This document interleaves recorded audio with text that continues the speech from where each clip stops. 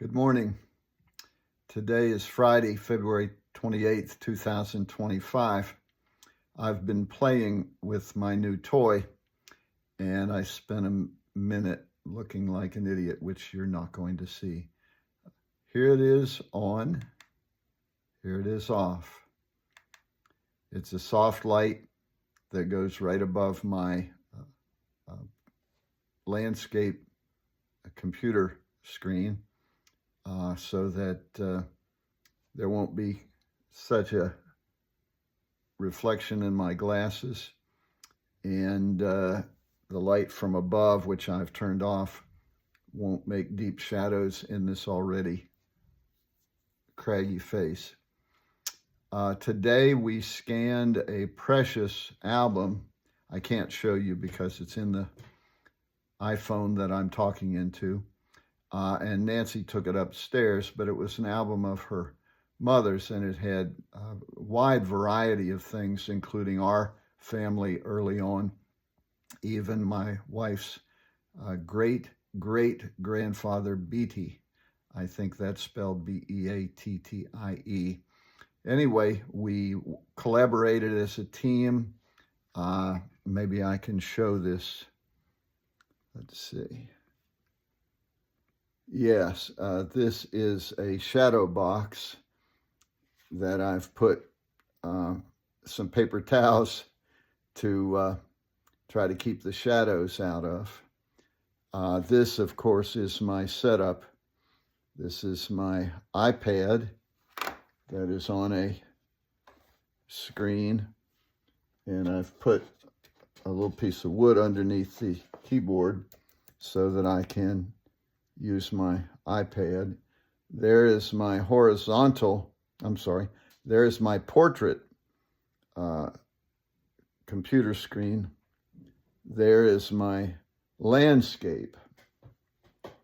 Here is my Epson printer. Here is my Fujitsu ScanSnap. I understand they've given it up. Here is that light that I just showed. Here's another light that's harsher. But it's good for being overhead. I'm probably going to move that to a workbench. Speaking of workbenches, I bought this thing for a couple $100. It's got things on the feet to hold it still.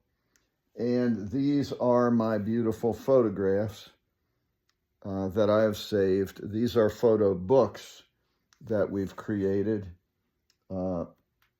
Some from just compilations from Facebook, and others are for our 50th anniversary and things like that.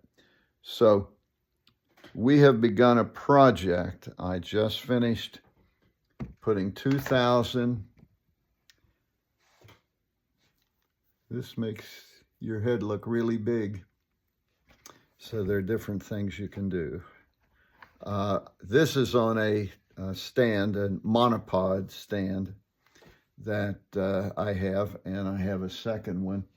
As a matter of fact, I'll show you. I hope it will show. This one will hold my iPhone, and look down into that box. And as you can see, these books are stacked so that the album that we're looking at is exactly the right height, so that an application called PhotoMime will scan the entire page of your photo album at one time. And when it does that, it takes and makes individual pictures. And I really wish I had the technology to show you that. It's called PhotoMime, and it will scan photographs, but I also have a whiteboard lit from behind. I can lay on that whiteboard slides. I can lay on it, what do they call it? Undeveloped film. Negatives, I'm sorry.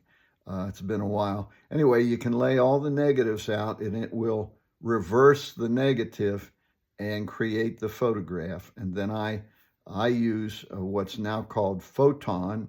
Although I've never used Photon, I use the old version called Camera Plus to pop out the contrast, to darken the whiteout, to bring out the shadows so that it's more clearly defined.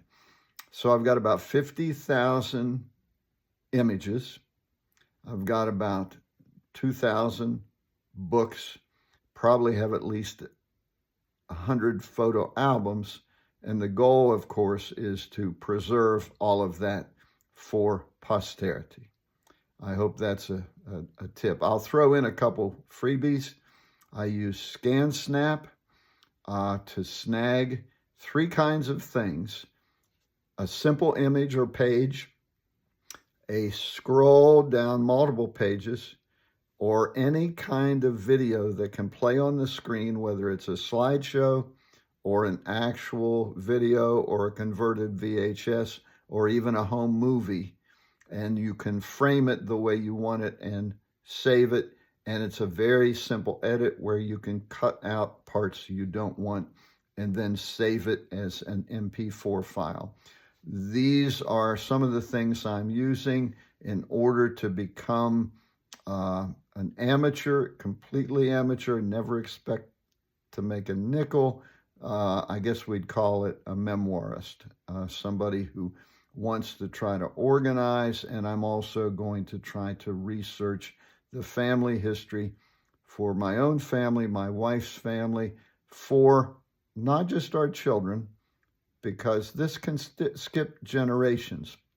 About 1 out of every 20 people seems to become possessed about who they are, where they came from, what our history is, and what the history of the world was at the time our ancestors were there.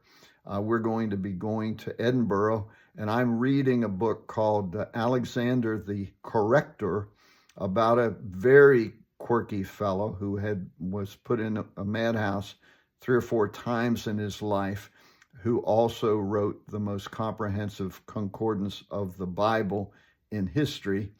And it's a very interesting book. And I think Aberdeen is one of the towns. I think it may be where he was born. Anyway, you can literally go to the house he was born and look at the plaque on the building that's there. That's the kind of things that keeps me interested.